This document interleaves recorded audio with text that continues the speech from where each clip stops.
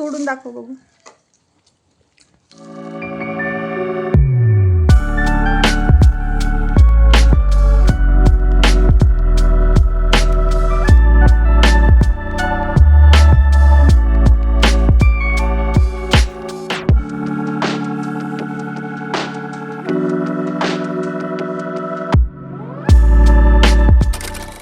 कसं आहे ना मंडळी, जी लोक मनाने कमजोर असतात त्यांना साधी हवाही उडवून बाजूला सारते, पण ज्यांची इच्छाशक्ती वज्रासारखी असते त्यांच्यासमोर वादळालाही रस्ता बदलावा लागतो.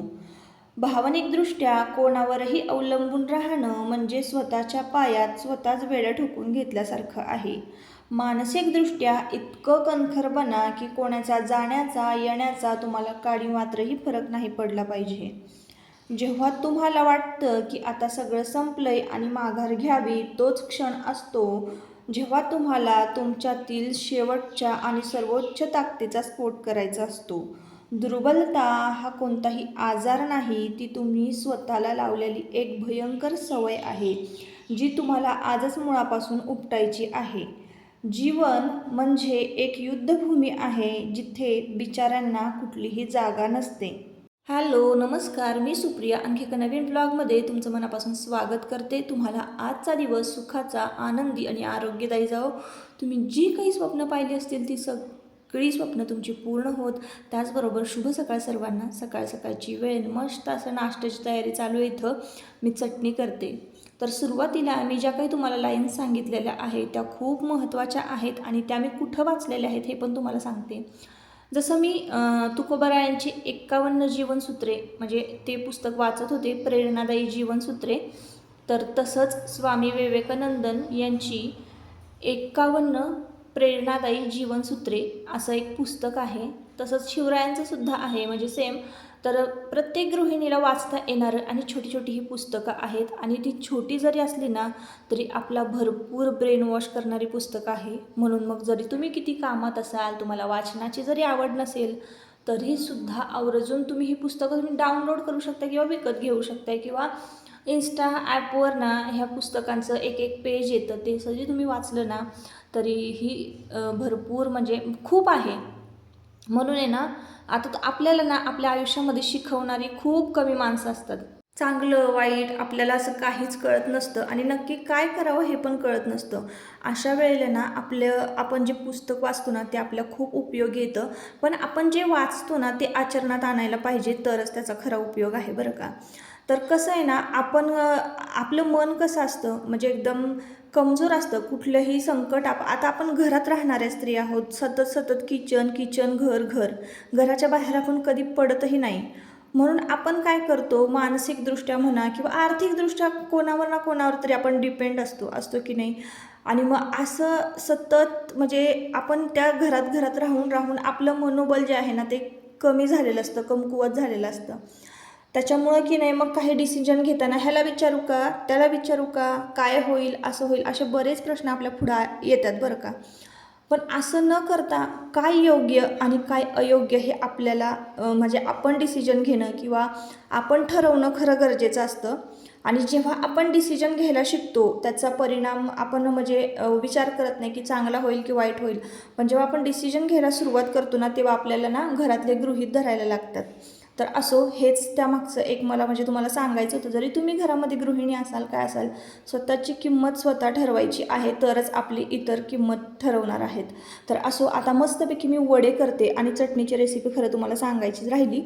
आणि कसं आहे, सुरुवातीला आहे ना भरपूर असं म्हणजे नेगेटिव्ह विचार मनात येत असतात बायकांच्या आणि मग थोडंफार पॉझिटिव्ह किंवा म्हणजे नाही का असं चांगलं सांगितलं, त्यांचं मनोबल वाढवलं की मग भारी वाटतं. पण हे मेसेजेस जे काही मी देते ते तुम्हाला आवडतात का, मला नक्की कमेंट करून सांगा. आणि जे पण कोणी बघतंय ना व्हिडिओ, नक्की कमेंट करा. तुमच्या कमेंटनी खरं तर मला मोटिवेट व्हायला होतं.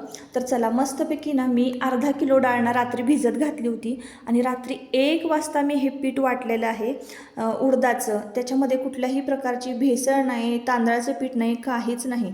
फक्त ना डाळ वाटताना काय करायचं आहे, जास्त पाण्याचा अजिबात वापर करायचा नाही. पीठ अगदी घट्ट असलं पाहिजे.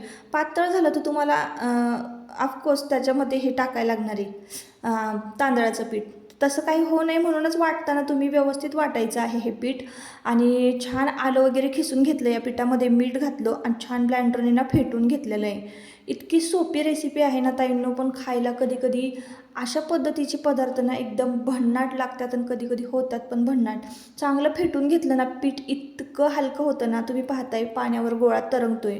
तुम्ही सुद्धा असंच करून बघा. पाण्यावर आहे ना ते पीठ सोडायचं, जर बुडलं ते पीठ तर पुन्हा एकदा फेटायला घ्यायचं आहे आणि तोपर्यंत फेटायचं आहे जोपर्यंत पाण्यावर असा गोळा तरंगत नाही आहे. काय मग तुमचे वडेसुद्धा असेच एकदम कुरकुरीत आणि खुसखुशीत होणार आहेत. खरंच एक नंबर झाले होते बरं का आजचे वडे. जसं की मी सुरुवातीला तुमच्याबरोबर रिव्ह्यू शेअर केला, इतका छान क्रंची आवाज येत होता ना त्या वड्यांचा, आणि जितका आवाज भारी येत होता ना तितकेच खायला भारी लागत होते. आता चटणी मी कशी केलेली आहे तुम्हाला जर म्हणजे एकदम शॉर्टकटमध्ये सांगते. खोबरं खिसून घेतलेलं होतं, 1 मिरची, 1 लसूण आणि साखर. तुम्हाला आता गोड कमी जास्त कसं लागते त्या प्रमाणात घ्यायची. आणि त्यामध्ये की नाही दही घालायचं आणि हे सगळं वाटून घ्यायचं आहे.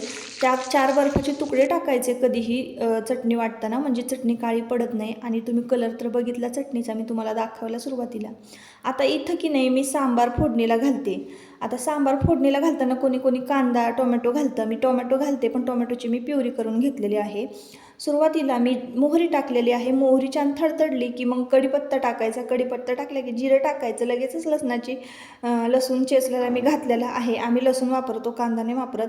आणि मग त्यानंतर कारण आमच्याकडं ना कांदा लसूण मिसळलेला जो आहे आपल्याकडे आहे तर तो मी घालते. मग लसूण थोडासा चेचून घातला. त्यानंतर मी एव्हरेस्टचा सांबार मसाला घातलेला आहे, आपली हळद घातलेली आहे घरगुती, आपला कांदा लसूण मसाला घातलेला आहे. ज्यांना कोणाला पाहिजे असेल कांदा लसूण मसाला, वरती मी स्क्रीनवर नंबर देते, नक्की ऑर्डर करा.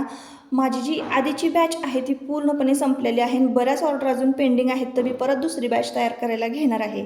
ज्यांना कोणाला पाहिजे असेल त्यांनी आधीच ऑर्डर म्हणजे बुक करून ठेवायची. कारण काय होतं आहे ना, माझ्याकडे कुठल्याही प्रकारची मशीन नाही आहे, काहीच नाही आहे. त्याच्यामुळं मी हे सगळं जे आहे हाताने घरीच करते. आणि 15-15 किलो क्वांटिटीमध्येच मी तयार करू शकते एका वेळेला, जास्त त्यापेक्षा होत नाही. त्यामुळं काय 10-12 ऑर्डर असतील डन झाल्या की लगेचच माझा मसाला संपतो आणि फ्रेशमध्ये मी लगेच तयार करते. आता अजून बऱ्याच ऑर्डर पेंडिंग आहेत, तर असो त्यांना मला आता रिप्लाय द्यायचा आहे. कारण काही जण काय होतं, पैसे सोडून ठेवतात. त्यांचा एवढा विश्वास आहे माझ्यावर, खरंच मला म्हणजे खूप नवल वाटतं. काही लोक आधीच पैसे सोडून ठेवतात आणि मग माझा मसाला तयार नसतो, पण मग मी तयार करून देते बरं का मसाला. आणि चवीला ना बऱ्याच जणांचे रिव्ह्यू आलेले आहेत, मी तुम्हाला तिथे पुढे स्क्रीनवर दाखवते. तर आता इकडं मस्तपैकी ना आपल्या ह्याला आपलं सांबारला फोडणी दिलेली आहे मी. आता कशी दिली ती तुमच्याबरोबर शेअर केली. लसूण वगैरे घातल्यानंतर टोमॅटोची पेस्ट घातली, छान ती भाजून घेतली तेल सुटेपर्यंत. आणि इकडं की नाही पातेल्यामध्ये मी डाळ शिजवली होती तुरीची, का तर आमचा कुकर बिघडला आहे. आता मग तुमचे दादा गावाला गेलेत, येतील तेव्हा मग ते कुकरचं वॉल वगैरे चेंज करून मग तो कुकर हे होणार आहे, दुरुस्त होणार आहे. तोवर मी पातेल्यातच डाळ शिजवून घेतली. आणि मग आता पातेल्यात डाळ शिजलेली आहे तर तडका म्हटलं मस्तपैकी छोट्या कढईमध्ये देऊया, म्हणजे भांडे पण कमी खरकटे होतील. आणि कमी खरकटे भांडे झाले म्हणजे पटकन आपलं आटपतं सकाळचं.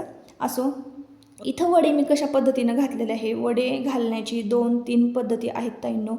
पण मला की नाही मस्तपैकी हातावरच मला वडे घालता येतात. कोणी केळीच्या पानावर घालतं, कोणी असं कापड लावून पेल्यावर घालतं, कोणी पळी असते आपली ह्याची सांबार वाढायची, तुम्ही काय म्हणत असाल त्याला, तर पळी उलटी करून त्यावर वडा थापून सोडतं. मला तसं म्हणजे मला सगळे प्रकार येतात, पण मला जास्त सोपं वाटतं कुठं ते पेला कॅरी करत बसायचं आणि पळी कॅरी करत बसायची. हातावरच मी पटपट सोडते. आणि तुम्ही बघत असाल हॉटेलला लाजवेल इतकी भारी पटपट वडे मला हातावर थापता येतात आणि करता येतात, तर बघताय तुम्ही. आणि इतकं छान आणि इतके टेस्टी झाले होते ना आजचे वडे. रेसिपी तर मी संपूर्ण तुमच्याबरोबर शेअर केलेली आहे, एकदम सोपी बरं का, करायला पण सोपी आणि खायला पण खूप टेस्टी. तर अशा पद्धतीनं तुम्ही कधीतरी वडे करून बघा. आणि वडे घालण्याची खरं तर 2-3 पद्धती मी तुमच्याबरोबर या व्हिडिओमध्ये शेअर करायला पाहिजे होत्या, पण आता मी इथं म्हटलं आता मला येतं आहे तर कशाला ते उगाच केळीचं पान आणा आणि ते पेला घ्या आणि पळी घ्या आणि ते करा. पण नेक्स्ट टाईम जर मी कधी वडे केले तर तुम्हाला 2-3 पद्धती मी मेंदूवड्याच्या कशा घालायची मेंदूवडे ते सांगणार आहे. सांबार पण इतका मस्त टेस्टी झाला होता ना, वडा तर बघाल तुम्ही आवाजावरूनच तुम्हाला कळालं असेल. इतका कुरकुरीत झालेला होता आणि जाळी पण छान पडलेली होती. म्हणूनच अर्धा किलो डाळ घेतलेली आहे. पूर्ण डाळ बुडेपर्यंत पाणी ओतून ठेवायचं आहे. डाळ छान फुगते. 4 तास डाळ भिजवा. 3 तास पेक्षा जास्त भिजवली ना तर छान होत्यात खुसखुशीत.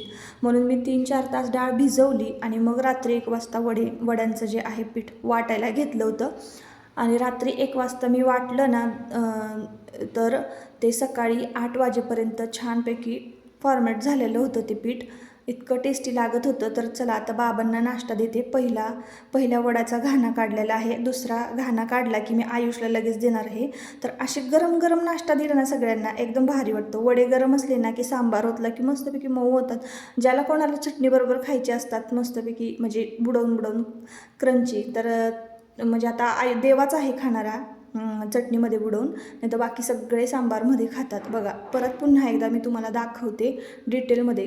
हे बघा अशा पद्धतीने मी तळ हातावला ना पाणी लावायचं आहे. आपल्या पाणी लावल्याने अजिबात वडा चिटकत नाही. आणि आपले जे पुढची 4 बोटं आहेत ना दुसऱ्या हाताची उजव्या हाताची ती पाण्यामध्ये बुडवायची, थापायचा वडा, मध्ये होल पाडायचं आणि त्या तळ हातावरचा त्या 4 बोटांवर घ्यायचं आणि अलगद तेलात सोडायचं. इतकं सोपं आहे हे सगळं.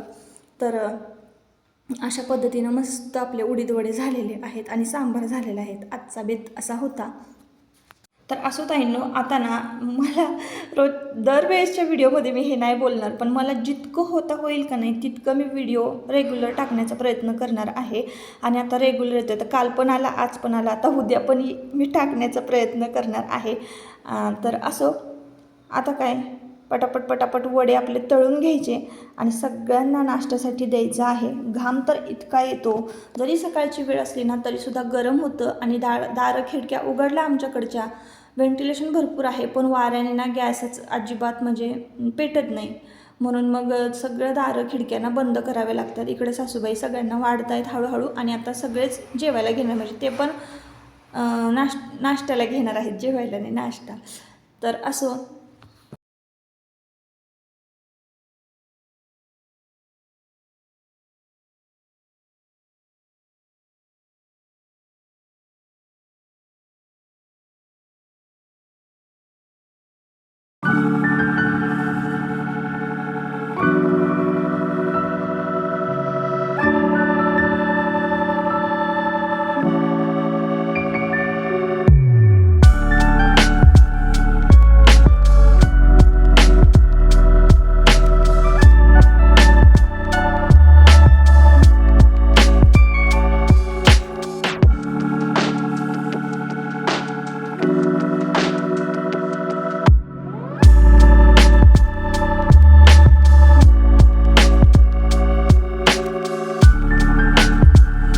वडे तळत होते ना, इकडे सगळी जेवायला बसले होते आणि मुलांना पण असे छान गरम गरम वडे दिले ना की मग म्हणजे नाश्ता सुट्ट्यांमधला हा आता शेवटचा नाश्ता आहे, कारण आता लवकरच शाळा चालू होणार आहेत आणि असा नाश्ता काही करायला मिळणार नाही. मग रोजच चहा चपाती असते आमच्याकडं आणि डायरेक्ट डबा असतो. असं वेगवेगळा नाश्ता कधीतरी सॅटर्डे संडेज करतो. तोडून दाखव. आता मस्तपैकी मीच राहिले होते जेवायचे, तर इथं वडे घेतलेले आहेत. तुम्ही पण या खायला. आणि मस्त असा नाश्ता झाल्यानंतर ना मग तुम्हाला रिव्ह्यू देते वड्यांचा, तर तुम्ही बघा. है ना कसा आवाज येतोय.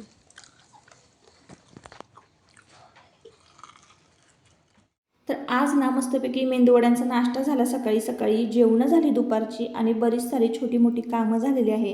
त्या कामांचं मी काही शूट घेतलं नाही, नाही तर तुम्ही म्हणाल की काय ताई सारखंच क्लिनिंग करत असता म्हणून. आता शाळा लवकरच चालू होणार आहे, ते थोडे काने कोपरे जे आहेत किचनमधले म्हणा किंवा घरातले ते मी क्लीन करून घेतले. आणि ही एक गोष्ट आहे ना मला तुमच्याबरोबर शेअर करायचीच होती आणि ती मी काही उद्यावर ढकलता म्हणजे येणार नव्हती मला ही. आजच मला हे काम करायचं होतं. आणि असं म्हणजे हे घरातलं काम आटपता अंधार झाला ह्या गोष्टीला.